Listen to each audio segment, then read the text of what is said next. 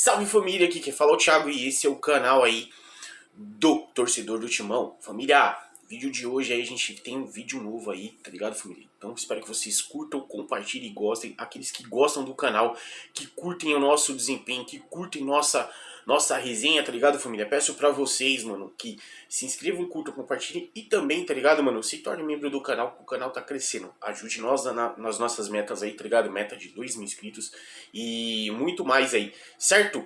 Beleza família? Tamo junto, obrigado por tudo aí. E depois da vinheta, vídeo. Valeu família, é nóis.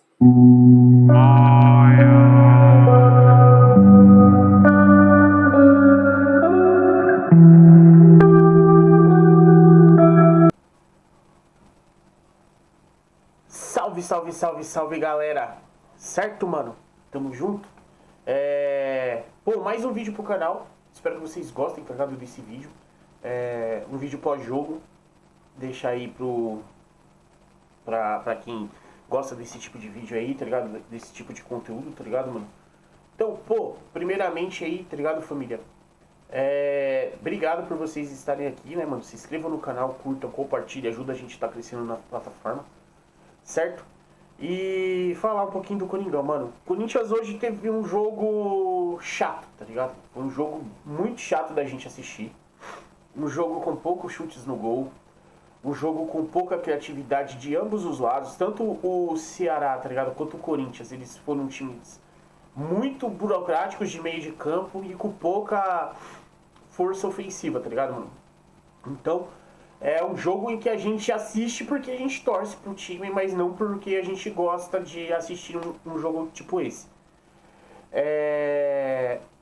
Primeiro tempo, o Corinthians teve maior posse de bola, teve a chance de criar, tá ligado? Mas ele errou muitas jogadas, errou muitos passes, e aí o Corinthians acabou não conseguindo fazer os gols que precisava fazer, tá ligado, mano? Pra poder ter uma tranquilidade durante a partida, mano. Contra a partida do Ceará, ele apostou nos contra-ataques, mas também não forçava, tá ligado? Então foi um jogo burocrático. Um time que recuperava a bola e não criava, e um time que ficava com a bola e também não criava, tá ligado? Então, tipo, foi um jogo chato, sem grandes chances. Os dois goleiros não fizeram grandes defesas no decorrer do jogo inteiro, tá ligado? Mas principalmente no primeiro tempo. No segundo tempo, tá ligado, mano? O Corinthians, ele perdeu um pouco do controle da bola. O Ceará teve um pouquinho mais de controle da bola do que tava tendo. E quando o Corinthians tinha, ele fez um jogo burocrático no meio do campo. As mudanças do Corinthians em si não surtiram efeito, com exceção de uma, o Carrillo. Porque o Carrillo, ele é o grande jogador do Corinthians nesse ano, tá ligado?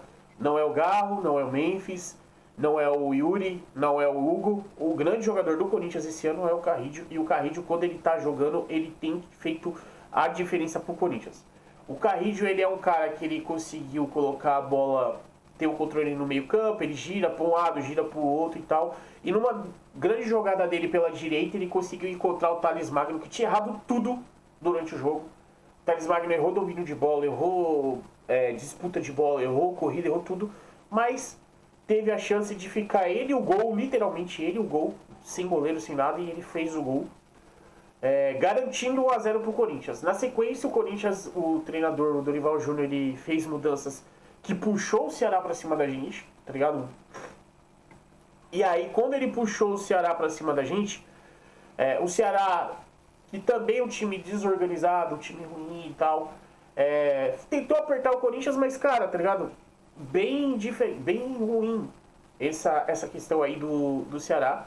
Então o Corinthians, ele sofreu por suas falhas individuais e falhas defensivas costumeiras, mas não por conta de um Ceará forte. E aí o Corinthians acabou tendo ali garantido a vitória por incompetência dos caras, tá ligado?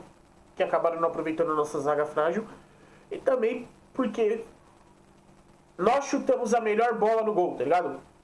Acho que dá pra entender assim. Nós fizemos o melhor chute no gol foi nosso. Que foi o único chute que foi no gol mesmo, assim, que foi o nosso, tá ligado? O Hugo não fez defesa, os caras não... Então foi um jogo ruim. Ruim. Foram 3 pontos importantes. Nós vencemos o jogo. Chegamos à 9ª colocação provisória, tá ligado? Talvez na hora que vocês verem esse vídeo, Corinthians tenha mudado na tabela, mas por enquanto, pós-jogo, a gente está em nono lugar. Subimos na tabela, né, mano? A gente precisa somar pontos, porque a tabela, o Corinthians é um dos poucos times que está com todos os jogos completos. Então, quando a gente vê outros times que estão lá embaixo da gente somando pontos e com o jogo a menos, então isso é perigoso pra gente, tá ligado? Desculpa. Eu já disse aqui que o Corinthians é um time... Eu já disse algumas vezes nessas últimas lives aí, desde que o futebol voltou no Brasil, pós-mundial, que eu tô com um certo medo do Corinthians esse ano, tá ligado? Mais do que tinha no ano passado, mais do que no ano retrasado, tá ligado? No ano retrasado eu não tinha medo, eu falava que a gente não ia cair. No ano passado eu falei que estava com medo, mas esse ano eu tô com mais medo do que eu tava no ano passado. Porque o Corinthians, ele tá muito abaixo, tá ligado? Muito abaixo, assim. E o extra-campo já está atrapalhando muito, tá ligado? Então me dá o medo de ver o time desse jeito que tá. Na tabela, o resultado foi muito bom. A gente vai pro clássico final de semana. A gente só perdeu o Mateuzinho, se eu não estiver enganado. Desculpa de novo. E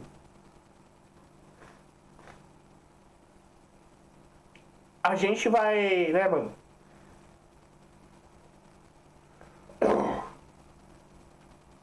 Olhar assim um pouco melhor se a gente tiver uma sequência de vitórias. E essa sequência de vitórias passava por vencer o Ceará. Existem times no Brasileiro que a gente tem que vencer os 2 jogos. A gente já perdeu pro Mirassol, que era um desses times que a gente tinha que ganhar. A gente tem que ganhar do Ceará os 2 jogos. A gente tem que ganhar do Vitória os 2 jogos.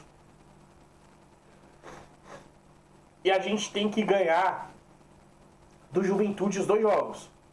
E existem outros times também no Brasileiro que a gente tem que ganhar os 2 jogos. O Sport, a gente tem que ganhar os 2 jogos. Porque a gente não pode sofrer até o final como a gente sofreu. E, mano, espero que o Corinthians consiga, já que tecnicamente...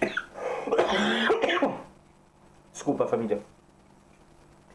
Já que a gente não consegue tecnicamente ser superior, tá ligado? Na técnica e tal, a gente consiga pelo menos ganhar esses jogos com a confiança, tá ligado? Jogar na confiança. Ser confiante pra jogar e ganhar. Tá ligado? Com confiança, ganhar corpo, ganhar na raça os jogos. E montar uma sequência de pontos que façam a gente ter tranquilidade no resto do ano.